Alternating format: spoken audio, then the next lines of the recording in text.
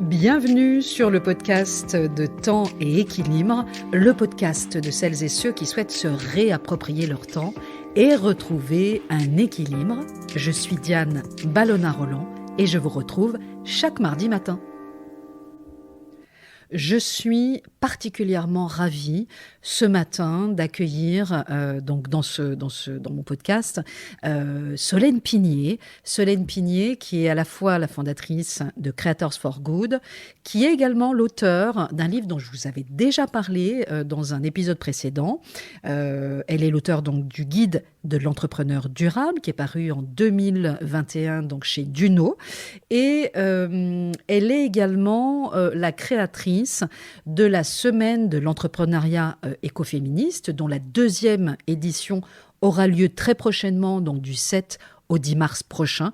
Et donc, c'est à ce titre, notamment, que j'avais envie de lui poser quelques questions. Voilà, donc je vous laisse tout simplement découvrir l'interview et je vous dis à très bientôt pour de nouvelles interviews.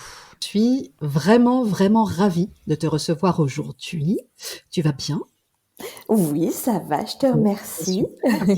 Eh ben, écoute, moi alors c'est un peu le hasard en fait, parce que moi je t'ai connu via ton livre, le guide de l'entrepreneur durable, que tu as publié chez Duno en 2021. Et finalement, un petit peu par hasard, parce que c'était vraiment en parcourant un petit peu les rayons, comme je le fais souvent, que je suis tombée sur ton livre, et forcément ça a résonné en moi parce que c'est des sujets que je traite souvent. Et j'en avais d'ailleurs même parlé dans un épisode précédent, qui est l'épisode 75, qui s'appelle Entreprendre slow ou comment se développer de manière durable. Et donc, il se trouve que peu de temps après, tu m'as contacté, effectivement, pour me proposer d'intervenir dans le cadre de la 2e édition de la semaine de l'entrepreneuriat écoféministe. Tout Et à fait. c'est notamment, effectivement, pour parler de cet événement que j'ai voulu t'inviter aujourd'hui. Alors, peut-être pour commencer, parce que parmi mes auditeurs et surtout auditrices, tout le monde ne te connaît peut-être pas encore. Qui es-tu ? Et est-ce que tu peux justement te présenter un petit peu en quelques mots ? Ou plus même, hein. Oui, avec plaisir. Déjà, merci pour cette invitation. Moi-même, j'avais découvert par hasard en écoutant ton podcast que tu avais mentionné mon livre à la fin d'un épisode. Je me souviens Exactement. avoir eu le cœur qui battait en me disant mais elle parle de moi. Ouais. Donc c'était assez drôle effectivement qu'on ait eu comme ça de ton côté et du mien des belles surprises et que nos chemins se soient croisés à différentes reprises. Donc mon activité, donc je suis la fondatrice de Creators for Good. C'est une entreprise que j'ai fondée en 2014 et on accompagne à travers des accompagnements holistiques des entrepreneurs qui ont envie d'avoir un impact positif sur la planète et ou sur la société. Donc voilà en gros l'activité que je porte et comme tu l'as précisé, je suis aussi l'organisatrice de la semaine de l'entrepreneuriat écoféministe qui est un événement gratuit qu'on organise chaque année, qui rassemble plusieurs milliers de participantes. Et donc, ouais, j'ai hâte qu'on puisse y être. Oui, Et ça démarre le 7 mars prochain. Le 7 mars. Alors, donc, tu peux nous le résumer un petit peu ? On est 22 conférencières, hein, je Tout crois. à fait, c'est Voilà. ça. Donc, le thème qui a été voté pour cette année, c'est booster l'impact de sa communication. Parce qu'en fait, il y a énormément de femmes entrepreneurs qui ont du mal à communiquer, qui n'osent pas se rendre visibles, qui trouvent ça difficile de s'organiser pour être à la fois efficace et effective, c'est-à-dire d'avoir des résultats à la hauteur de leurs efforts, mais aussi à trouver des techniques et ou de communication qui restent alignées avec leurs valeurs, avec qui elles sont. Je pense qu'on est nombreuses à ne pas vouloir vendre notre âme au diable lorsqu'on communique ou utiliser des techniques marketing peu éthiques. Et on a peu de modèles en fait. C'est compliqué de se dire bon j'ai pas envie de faire du démarchage ou de donner tous mes sous à Facebook et Google en publicité, et en même temps je sais pas trop quoi faire d'autre, et il paraît que c'est ça qu'il faut faire. Alors du coup, est-ce que je me force, est-ce que je me force pas? Et l'idée en fait de cette semaine, c'est que donc les 22 conférencières, mais aussi toutes les participantes, puissent partager finalement leur façon de faire, parce qu'il n'y a pas qu'une seule façon de communiquer, et heureusement. Et que du coup, ça puisse ouvrir les yeux et les esprits, et qu'on puisse se rendre compte et se soutenir aussi dans cette ambition de porter des entreprises qui soient éthiques, et du coup que chacune puisse trouver les leviers qui leur correspondent pour pouvoir rendre leur activité visible. Ouais. Et il y a effectivement plein d'ateliers, enfin, y compris nous avec Barbara, hein, qui nous ont vraiment voilà, accrochés. Alors, je vais en citer quelques-uns. J'arrête de me cacher, oser être visible en tant que femme, challenger ses croyances sur le marketing pour augmenter son chiffre d'affaires, faire de sa prise de parole authentique un outil de vente éthique malgré son syndrome de l'imposteur. Et effectivement, alors, tu le sais ou tu le sais pas, mais nous, on forme beaucoup de femmes entrepreneurs qui veulent se former et devenir professionnels de l'organisation, notamment. Et effectivement, le syndrome de l'imposteur, c'est quelque chose qui revient très très souvent. Et d'ailleurs, tu le dis aussi dans ton dossier de presse sur l'événement, où tu cites une citation qui est tirée de l'Observatoire BNP Paribas, qui accompagne justement l'entrepreneuriat au féminin. Le manque de confiance en soi demeure un frein 3 fois plus important chez les femmes entrepreneurs, et on le voit en réalité tous les jours, ce fameux syndrome de l'imposteur. Hein. J'imagine que tu le vois aussi, toi, très souvent. Oui, tout à fait. Et c'est vrai que ça vient de plein de, enfin, c'est lié à tout un tas de raisons. Mais je pense que effectivement, même si, voilà, on croit en nos projets et qu'on a vraiment envie de réussir, parfois consciemment ou inconsciemment, on a des freins finalement à passer à l'action. Et ça peut être très culpabilisant, parce qu'on se dit bon du coup c'est ma faute si mon projet il stagne, ou si j'arrive pas à me faire violence pour pour passer à l'action, alors que non, en fait il y a aussi des raisons systémiques, d'où l'idée d'avoir une solution qui soit elle aussi pas d'ordre juste individuel, mais collective. D'accord. Alors, je vais citer d'autres quand même thématiques, parce que c'est vrai qu'il y en a beaucoup. Je pourrais toutes les citer. Slow marketing, une communication alignée, éthique, mais efficace. Qu'est-ce qui avait retenu mon attention aussi? Identifier les vrais besoins pour vendre avec justesse grâce à un outil de la psychologie sociale. Comment faire un site internet qui correspond à ses valeurs tout en étant vendeur, vendre sans se vendre avec confiance, etc., etc. Donc c'est vrai que c'est hyper passionnant, et même nous, on a hâte, si tu veux, d'y être aussi. Pour nous, en tant qu'entrepreneurs, au-delà de mon intervention sur le jour 2. Tout à fait. Comment, alors, justement, tu as choisi d'appeler cette semaine la semaine de l'entrepreneuriat écoféministe. Comment est-ce que tu définis, toi, l'entrepreneuriat écoféministe?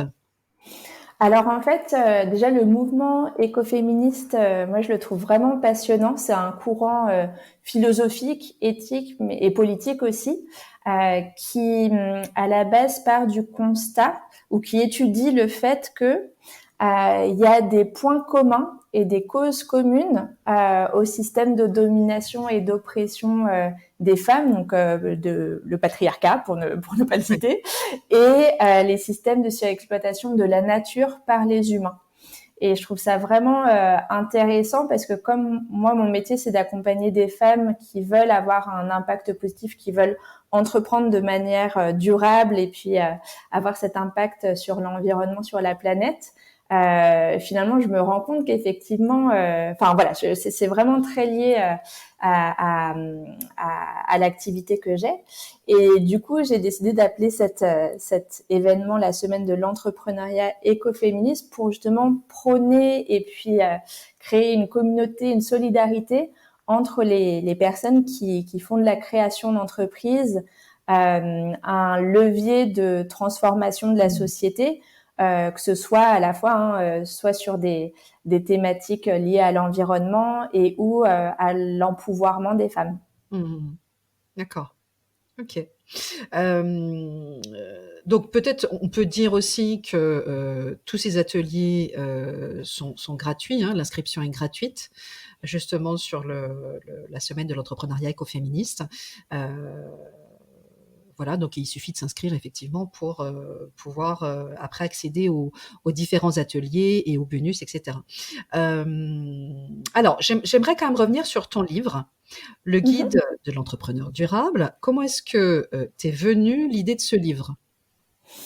Alors, donc en fait, ce livre, il fait un parallèle entre la permaculture Mhm. et l'entrepreneuriat, où l'idée, le concept, quelque part, ça va être d'appliquer les principes, les 12 principes de la permaculture à son quotidien d'entrepreneur, quel que soit d'ailleurs son stade de développement, quel que soit le type de projet aussi, qu'on vende des services, des produits, voilà, quel que soit son métier, on peut appliquer les principes de la permaculture à son entreprise. L'idée m'est venue lors d'une retraite que j'ai organisée en 2018 en Grèce pour mes clientes. Et en fait, on a été accueillis dans un lieu en permaculture. C'était une des raisons pour lesquelles je l'avais choisi parce que je trouvais ça inspirant. Et donc pendant cette retraite, j'ai eu l'idée de proposer des ateliers sur justement cette thématique, appliquer la permaculture à son entreprise. Mhm. Moi, ça m'a amusée en fait. C'était presque un prompt créatif que de me dire tiens, est-ce qu'on pourrait pas faire un parallèle? Et puis, d'abord, je me suis rendu compte lors de cette retraite qu'effectivement, il y avait plein de parallèles à faire. Et surtout, les participantes ont vraiment accroché, m'ont dit ah mais c'est vrai que voilà, ça fait sens. Comment est-ce qu'on peut diffuser ça autour de nous? Ça pourrait aider plein de monde. Est-ce que tu aurais pas des notes sur les ateliers que tu nous as donnés, quelque chose, des supports? Et en fait, ça faisait longtemps que j'avais envie d'écrire un livre et ça m'a du coup encouragée dans cette voie. Et je me suis dit, bah oui, effectivement, ça pourrait être un super outil à créer que de diffuser toutes les prises de conscience que les participantes de la retraite ont pu avoir à un instant T et de le rendre accessible au plus grand nombre. Non, c'est super. Et donc, c'est toi qui as pris l'initiative de contacter les éditions Duno, du coup, ou ils t'ont contacté Oui, tout avec un à petit peu fait. le hasard? C'est pas le hasard du tout. Ça faisait partie des éditeurs que j'avais en tête. Comme l'idée c'était vraiment de pouvoir diffuser ça au plus grand nombre, j'ai préféré ne pas auto-éditer le livre, qui est une autre Mhm. option qui est tout à fait valable, hein, mais dans mon cas, voilà, c'était pas forcément l'option qui était alignée avec mes ambitions pour le livre, et du coup j'ai contacté un certain nombre d'éditeurs. Pour la petite histoire, Duno, c'était la deuxième maison d'édition Génial. que j'ai contactée et ça s'est fait très rapidement. Bon, bah, super. Bon. Alors, tu sais que ton livre m'a intéressée et je m'étais arrêtée dessus parce que forcément, ta vision de l'entrepreneuriat durable, elle est très proche de ma vision du slow entrepreneuriat que je défends notamment dans mon dernier livre, Slow Working. Est-ce que justement, tu es sensible, toi, à cette notion de slow entrepreneuriat ou de slow entrepreneur? Et effectivement, j'ai trouvé pas mal de parallèles avec ton principe 6, notamment où tu parles de principe 6, donc lentement à petite échelle, ou comment progresser de manière durable dans le temps. Est-ce que justement cette notion de slow entrepreneuriat te parle en fait? Tout à fait.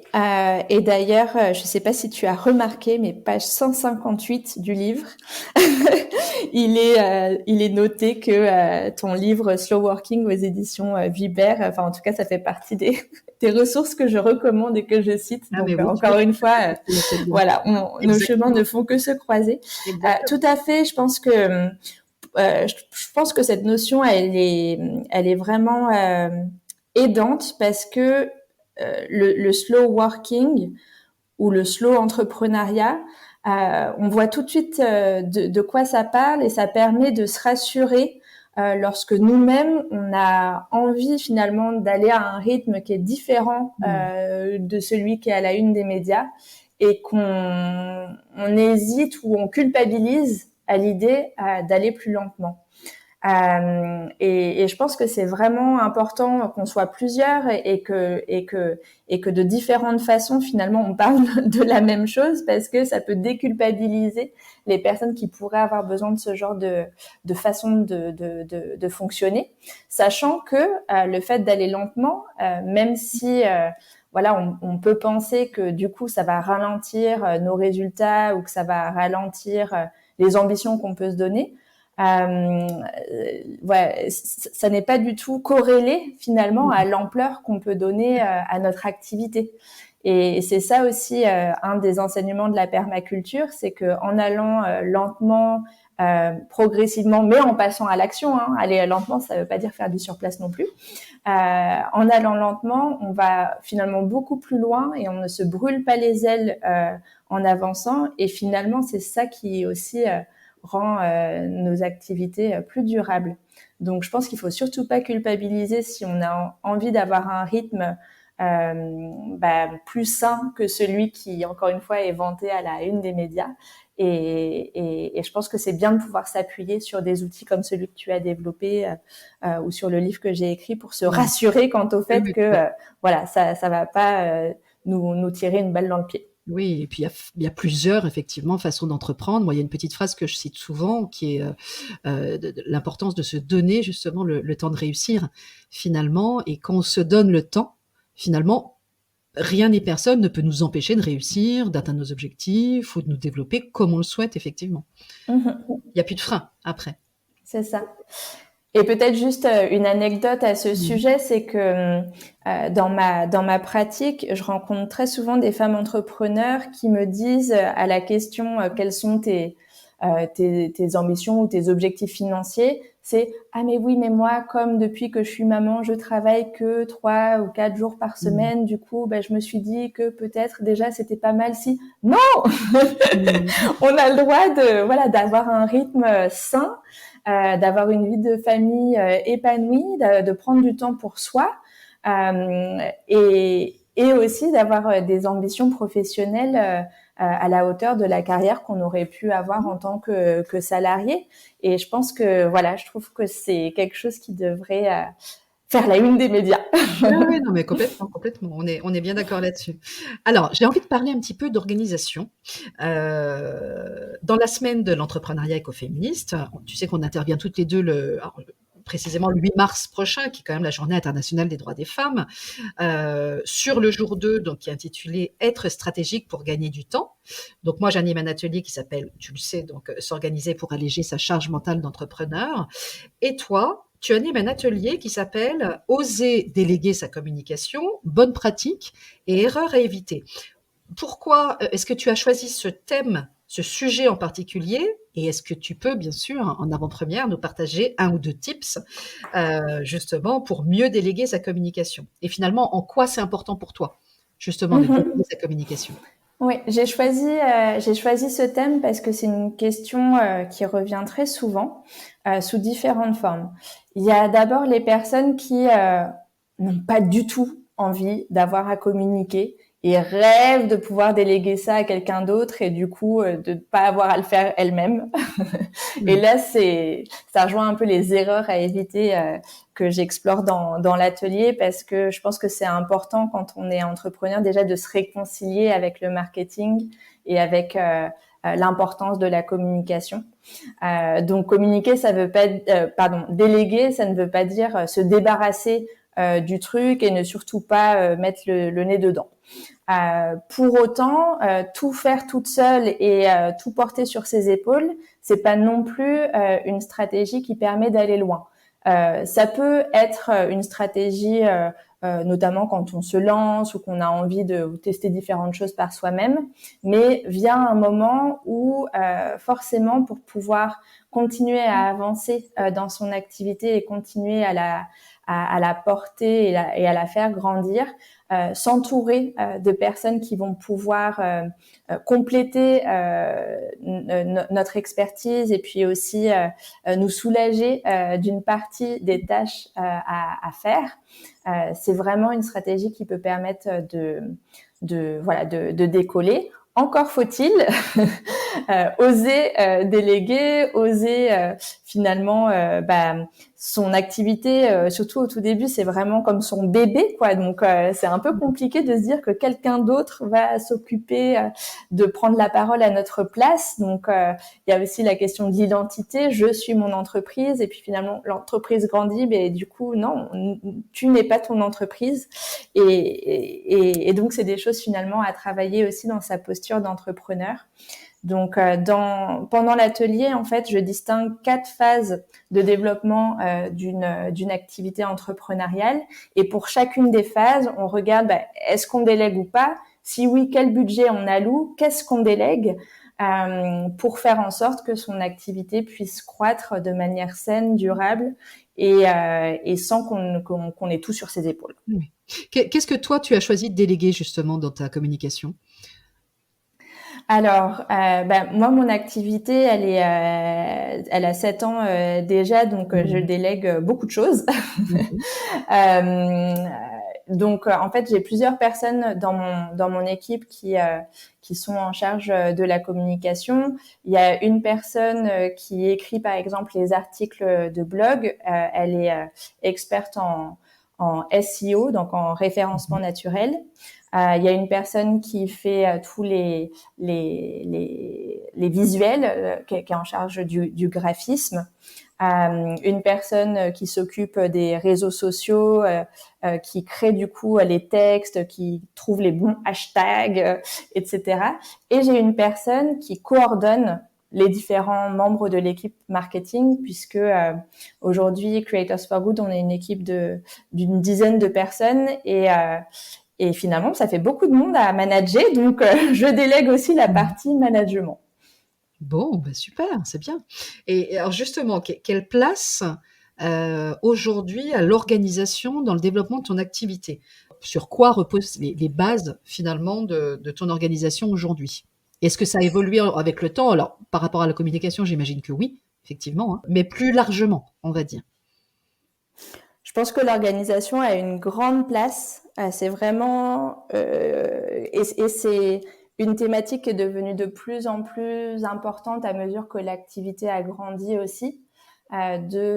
Savoir où j'investis mon temps et puis qu'est-ce que je fais de mon temps, qu'est-ce que je délègue, pour revenir sur ce sujet-là, mais aussi comment je respecte mon rythme pour pouvoir être performante sur la durée.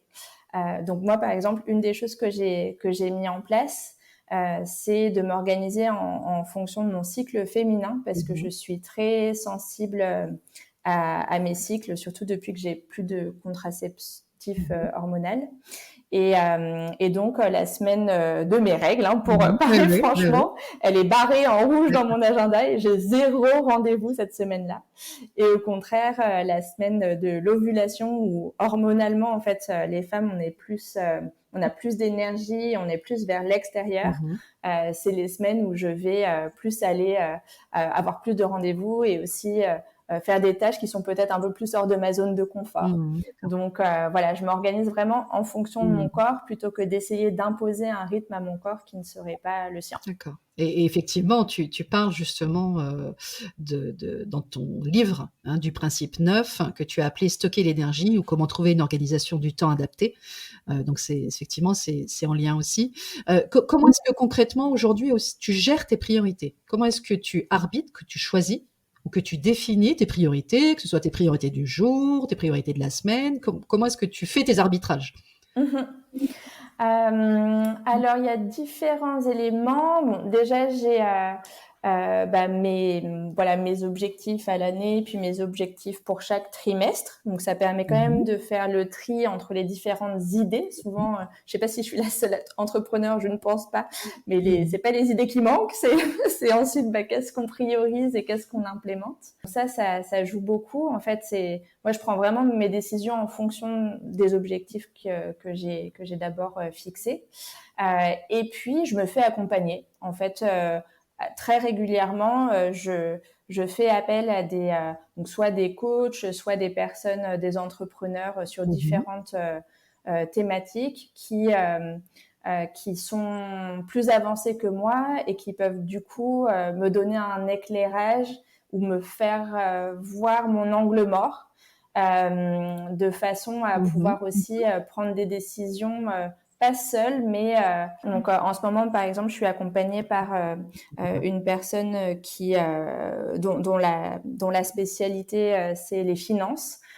Parce que je sentais que je dépensais Mhm. les sous de l'entreprise comme je dépensais mes sous de manière individuelle, mais que finalement j'étais pas Mhm. forcément assez stratégique, ou en tout cas j'étais pas certaine de faire les bons investissements pour mon entreprise. Et donc voilà, en ce moment c'est la thématique j'explore. Oui, puis on finit jamais de grandir finalement en tant qu'entrepreneur, hein. C'est vraiment un chemin en fait. Tout à fait. Bon, écoute, pour finir, puisque on était aussi venu pour parler de la semaine de l'entrepreneuriat écoféministe, quel conseil, alors ça peut être un ou plusieurs, hein, donnerais-tu à une future entrepreneur ou à une jeune entrepreneur, justement, pour prendre confiance finalement et dépasser le syndrome de l'imposteur, justement? C'est une très bonne, très bonne question. Et je pense que le syndrome de l'imposteur, il revient Mhm. à chaque palier. Là, là aussi, c'est à la fois une expérience personnelle et puis ce que j'observe, mais je pense pas qu'il est inhérent en fait au fait de démarrer, même s'il peut être très fort et très déstabilisant quand on se lance. Mais quelque part, c'est quelque chose à travailler encore et encore parce qu'à chaque niveau de développement, il y a des nouvelles peurs qui apparaissent. Oui. Son niveau de visibilité est plus grand, son niveau Mhm. d'investissement est plus grand, son niveau de déléguer à d'autres est plus grand. Donc, du coup, voilà, le syndrome de l'imposteur, il peut prendre plein de formes et revenir encore et toujours. Du coup, mon conseil, ce serait vraiment de pas rester seul face à ces peurs-là. Et de pouvoir s'appuyer sur d'autres pour se rassurer et avancer parce que je pense pas que ce soit quelque chose qu'on puisse Oui. raisonner soi-même quelque part. Euh, voilà, je sais pas si ça répond à ta question. C'est pas une technique imparable, et en même temps, ça fait le lien avec cette semaine de l'entrepreneuriat écoféministe, puisque le but c'est non seulement de permettre d'accéder à l'expertise de ces 22 conférencières dont tu fais partie, mais aussi de rencontrer les autres participantes, de pouvoir s'entraider, de pouvoir se rendre compte que ah bon, machin, elle a le syndrome de l'imposteur, mais on dirait pas du tout de l'extérieur. Et du coup, ça rassure en fait de se rendre compte qu'on n'est pas seul à faire face aux mêmes questionnements ou aux mêmes peurs, et que du coup, nous aussi, on peut y arriver, quoi. Bon, bah super. Et alors juste pour finir, qu'est-ce qu'on peut te souhaiter, justement, pour les mois à venir, les semaines à venir, les mois à venir? Qu'est-ce qu'on peut me souhaiter? Eh bien, on peut me souhaiter que cet événement auquel où tu contribues Ouais. aussi puisse aider des centaines, des milliers de femmes à rayonner et avoir l'impact qu'elles souhaitent avoir dans le monde. Je pense que voilà, l'actualité Oui. est plus que morose, et on a besoin justement de pouvoir porter un message différent et avoir un impact et changer de paradigme. Donc Mmh. et ça, on a besoin que tout le monde s'y mette. Donc voilà, Bon, c'est mon souhait bah, c'est pour les génial. prochains mois. OK. Bah, écoute Solène, un grand merci à toi, c'était vraiment passionnant et puis, bah, nous on se retrouve du coup, du 7 au 10 mars prochain pour la semaine de l'entrepreneuriat écoféministe. À très bientôt. Merci, à bientôt. À bientôt, Solène.